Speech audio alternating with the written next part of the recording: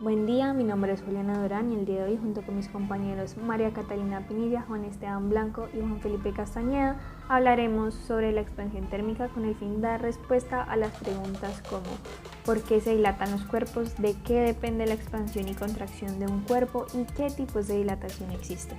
Bueno, la expansión, o también conocido como dilatación térmica, es un proceso por el cual pasan los cuerpos al aumentar o disminuir su tamaño en presencia de un cambio de temperatura. Dicho proceso afecta a todos los estados de agregación de la materia, es decir, sólidos, líquidos y gases, aunque en unos estados se puede evidenciar más que en otro. Esto se debe principalmente a que las fuerzas de cohesión no siempre son iguales. Por ejemplo, en los sólidos esta fuerza es mayor que en los gases, por lo que en los gases podemos evidenciar un mayor cambio de dilatación o contracción en el cuerpo. La temperatura y el cambio de tamaño en el cuerpo es directamente proporcional, es decir, que a mayor temperatura, mayor será el cambio de dimensiones y viceversa. Al disminuir la temperatura, podemos evidenciar una disminución en las dimensiones del cuerpo. Aunque la temperatura juega un papel fundamental en este proceso, es importante tener en cuenta que esto no es lo único que afecta a la variación del tamaño. Debemos considerar igualmente la longitud inicial y la constante o coeficiente de dilatación propia de cada material, que suele ser representado con la letra griega alfa. Esto puede marcar una diferencia entre qué objeto se va a dilatar más o menos que otro, ciertamente bajo las mismas condiciones. De manera análoga, cabe destacar que cuando la presión es constante y la temperatura inicial es de 0 grados centígrados, el coeficiente de dilatación es igual para todos los gases. Por lo que si tenemos una cantidad determinada de hidrógeno a 0 grados centígrados y aumentamos o disminuimos la temperatura, el nuevo volumen de este gas será el mismo para el nitrógeno, helio, oxígeno, etc. Dicha constante equivale a 1 sobre 273.15 grados centígrados. Ahora bien, ¿cómo se puede presentar la dilatación? Bueno, básicamente podemos encontrarnos con tres formas o tres tipos de dilatación. Primero, la dilatación lineal. Segundo, la dilatación superficial. Y por último, la dilatación volumétrica. La dilatación lineal se caracteriza porque una de sus dimensiones predomina por encima de las otras dos. Algunos ejemplos de estos los podemos encontrar en el día a día, como las varillas, alambres, barras, etc. La diferencia o cambio de longitud lineal está representada por delta de L igual a alfa por L sub 0 por delta de T. De manera análoga, tenemos que la nueva longitud del objeto entonces está dada por longitud es igual a longitud inicial, factor de 1 más coeficiente de expansión por el cambio de temperatura. Pero ¿de dónde sale esta ecuación? Para poder llegar a esta ecuación final, debemos tener en cuenta que la longitud es igual a la longitud inicial más el cambio de longitud y que el cambio de longitud es igual al coeficiente de expansión por longitud inicial por cambio de temperatura. Por lo que al reemplazar el cambio de longitud en la ecuación de longitud, podemos aplicar factor común y obtenemos la forma simplificada de la ecuación, que sería longitud es igual a longitud inicial factor de 1 más coeficiente de expansión por cambio de temperatura. Vemos este ejercicio que nos dice: un alambre de cobre de 5,5 metros con coeficiente de expansión de 17 por 10 a la menos 6 se encuentra a una temperatura de 18 grados centígrados. Si la temperatura aumenta hasta 82 grados centígrados, hallar A el cambio de longitud y B la nueva longitud del alambre. Entonces, al tener la ecuación el cambio de longitud es igual al coeficiente de expansión por la longitud inicial por el cambio de temperatura, reemplazamos con los datos dados. Realizamos el cambio de la temperatura, el cual nos da 64, y al operar obtenemos que el cambio de longitud es igual a 0,005984 metros. Luego, con la ecuación de longitud es igual a longitud inicial más cambio de longitud, reemplazamos con el valor obtenido de la operación anterior, dando así que la nueva longitud del alambre es de 5,51 metros. Por otro lado, la dilatación superficial hace referencia a la expansión térmica en la cual predominan dos dimensiones frente a una tercera, lo que quiere decir una superficie, que como bien ya sabemos es base por altura. Nosotros en la vida cotidiana podemos encontrar algunos ejemplos de esto, como lo pueden ser láminas, planchas, etc. Cabe destacar que la nueva área del objeto tras experimentar un cambio de temperatura está dada por la siguiente ecuación. Área final va a ser igual al área inicial por 1 más lambda por delta T, en donde lambda representa el coeficiente de dilatación térmica superficial y lambda la podemos hallar de la forma 2 por alfa. Para hallar el cambio del área es importante tener en cuenta las siguientes ecuaciones. En primer lugar tenemos que delta de A va a ser igual al área final menos el área inicial. En segunda instancia tenemos que delta de A va a ser igual a la longitud por el ancho y esto menos la longitud inicial por el ancho inicial.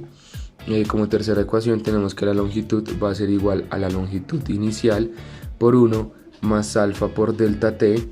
Y como última ecuación tenemos que el ancho va a ser igual al ancho inicial por 1 más alfa por delta t.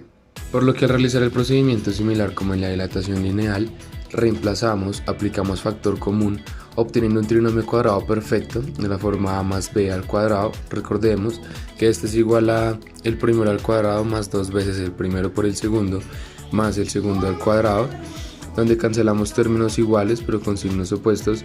Y en este punto debemos tener en cuenta que alfa al cuadrado por delta t al cuadrado es un valor numérico tan pequeño que lo podemos considerar despreciable en nuestra ecuación, obteniendo finalmente la ecuación delta de A, que va a ser igual a la longitud inicial por el ancho inicial por 2 veces alfa por delta t, o de la otra manera que va a ser delta de A igual a 2 por el área inicial y esto por alfa por delta t. Y como ejercicio nosotros decidimos proponer el siguiente. Una lámina de aluminio de 7 pies de largo y 2.8 pies de ancho tiene un coeficiente de dilatación lineal de 25 por 10 a la menos 6 grados Celsius a la menos 1, donde dicha lámina se encuentra a una temperatura inicial de 5 grados centígrados y aumenta a 36 grados centígrados. En este ejercicio nos piden hallar el cambio de área de la lámina de aluminio. Entonces lo primero que vamos a hacer pues va a ser recopilar la información que nos dan en el enunciado. Entonces tenemos que la temperatura inicial va a ser 5 grados centígrados, la temperatura final 36 grados centígrados, alfa, que vendría siendo el coeficiente de dilatación lineal, nos lo dan que es 25 por 10 a la menos 6 grados Celsius a la menos 1. Y para poder hallar el área inicial pues sencillamente tenemos que hacer un cálculo que es la longitud inicial por el ancho inicial, el cual nos lo dan en el enunciado. Una vez obtenido esta información vamos a reemplazar y lo primero que hay que hallar va a ser delta de A. Entonces tenemos que delta de A es igual a 2 por el área inicial por alfa por delta t. Hacemos el cálculo respectivo, reemplazamos y esto nos va a dar 0.03038 pies al cuadrado.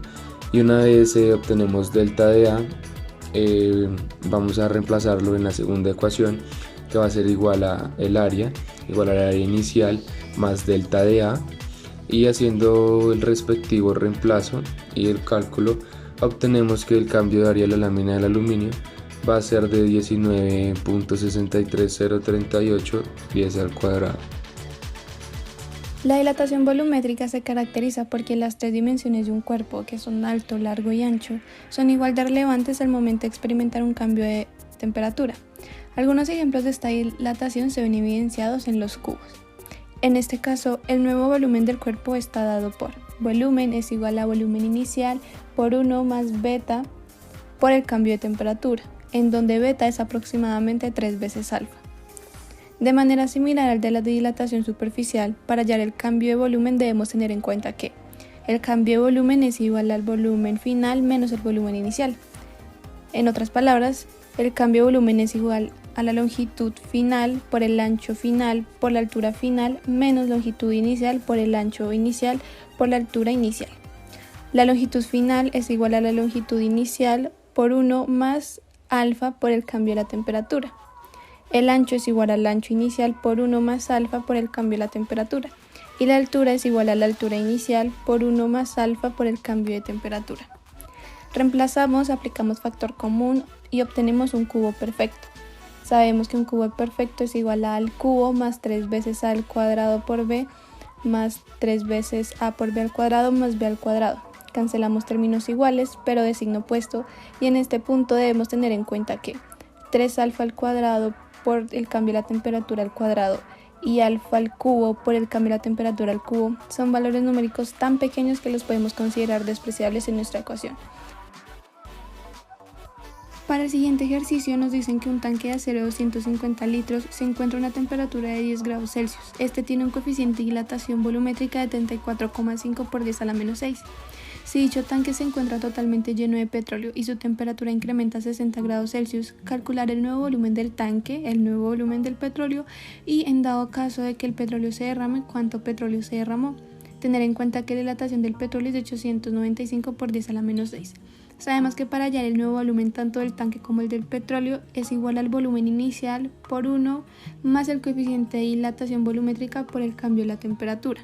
En el caso del tanque sabemos que el volumen inicial es de 250 litros, su coeficiente de dilatación volumétrica es de 34,5 por 10 a la menos 6 y el cambio de temperatura es de 50 grados Celsius, ya que la temperatura final es de 60 grados Celsius menos la temperatura inicial, que es de 10 grados Celsius. Así que nos da que el nuevo volumen del tanque es igual a 250,43 litros. Ahora, con el volumen del petróleo sabemos que el volumen inicial es de 250 litros por 1 más el coeficiente de dilatación volumétrica, que es de 895 por 10 a la menos 6 y el cambio de temperatura, que es de 60 grados Celsius menos 10 grados Celsius para un total de 50 grados Celsius. Nos da que el nuevo volumen del petróleo es de 261,18 litros. Ahora, para saber si el petróleo se derrama o no, debemos al volumen del tanque restarle el volumen del petróleo. Si este volumen nos da negativo, es que sí se derramó petróleo. Entonces tenemos que el volumen del tanque nuevo es de 250,43 litros y el volumen nuevo del petróleo es de 261,19 litros. Al hacer esta resta nos da un valor negativo de 10,75 litros, por lo que el petróleo se derrama en 10,75 litros.